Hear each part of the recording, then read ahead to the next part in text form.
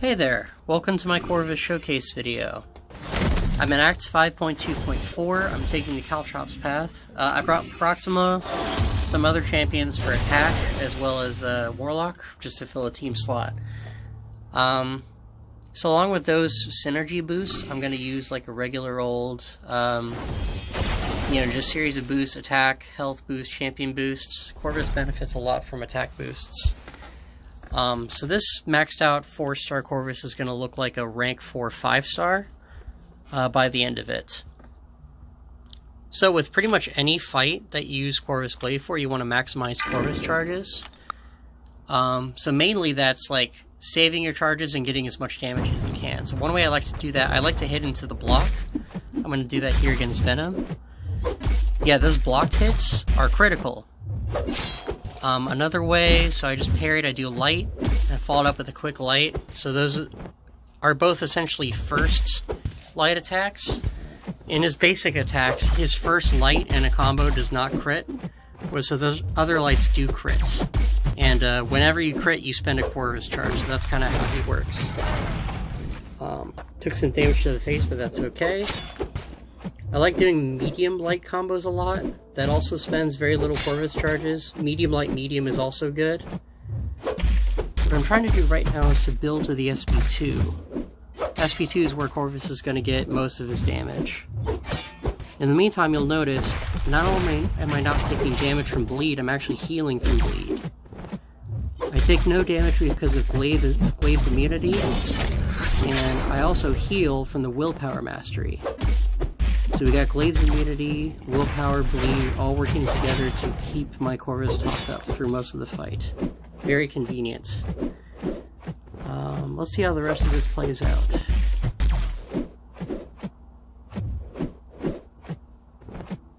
Again, hitting into the block, very good. I'm getting free damage, I'm not giving him much combat power, I'm also not using any glaive charges to do it.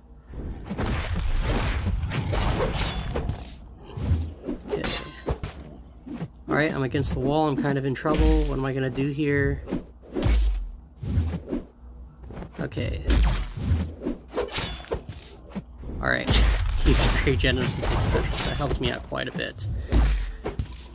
Alright, did another light there. Shoutouts to Moonosh from YouTube.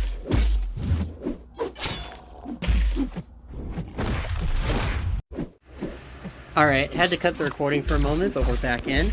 Alright, so I got that SP2, hit into the block again. Special 2, I really love special 2s into the block, that's like one of my favorite things. Hitting into block, give him some power for the SP1. Try to bait out that SP1 while I look for openings. Yeah, there's an opening right there. Okay, yeah, I'm not even doing any dash-ins. I'm not taking any risks. I like dash-back intercepts just like anybody else, but, I'm playing a little bit careful. Alright, this is it. There he goes! Corvus is really good for this. Yeah, it's kind of hard to play him, especially for, like, the first time, but he is, like, a really good fit for this Caltrops path. Okay, so the real question now is, should you rank up Corvus? Is Corvus going to be a good fit for you? As I've demonstrated, he can pretty much get through that whole Caltrops path in 5.2.4, which historically has been such a headache for so many summoners trying to just get to that uncollected title. It's just a really big roadblock, and Corvus can just go right through it. He works really well for Caltrops, as you've seen. With his Awakened ability, so that's Sig level 1, he essentially cheats death. So let's say, for example, you have like that node where like you dash back too many times and like you get degen on yourself. Theoretically, Corvus could degen all day. Like just constantly have his health being drained, and as long as he has Glaive's immunity, he does not die. And there's pretty much no other champion in the contest, at least that I can think of, that does the same thing. I think you could argue that Hercules has a really good, like a way to cheat death, like with his like invincibility. that he has for like a pretty good while with his awakened ability, like max signature. Outside of him, I can't think of anybody that cheats death better than Corvus. He gets even bigger damage with his missions. So, for example, if you take out, let's say, like a Vision, right? So Vision has the Avenger tag. He's also a tech champion. So if you take out an Avenger, you take out a tech champion, you get 1 cruelty charge each, which just that gives Corvus even more damage with every fight for the rest of the quest. He also, if you knock down an opponent that has evaded you while you have Glaze immunity active, you can gain a True Strike for the rest of the quest if you have the Proximus energy. That also gives you more damage. Also mutants. So Corvus has 4 missions. Take out an Avenger, take out a tech champion, take out a mutant, and knock down an opponent that either auto-blocks you or evades you. And so Corvus can get big damage. He can also counter evade as well. There are some cons to him. He only has 20 glaive charges, which means playing Corvus, you have like a lot more pressure on you to be optimum that you just don't have for other champions. Like other champs, you can just hit all day. Like it doesn't matter. Just keep hitting. You don't have to worry about all these charges you're consuming. But with Corvus, it's a little bit different.